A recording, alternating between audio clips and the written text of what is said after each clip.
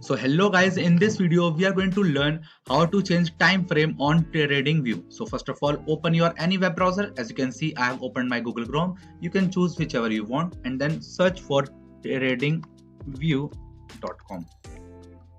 So guys, after coming on their website, you can see this option right here called products. Now click on this and then click on the first option, which is known as Chart Plus.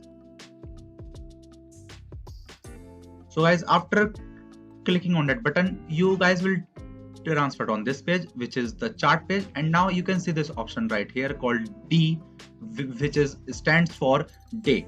Now click on this and you can choose whichever time frame you want, which comes in seconds, minutes, hours, days, and even in the ranges.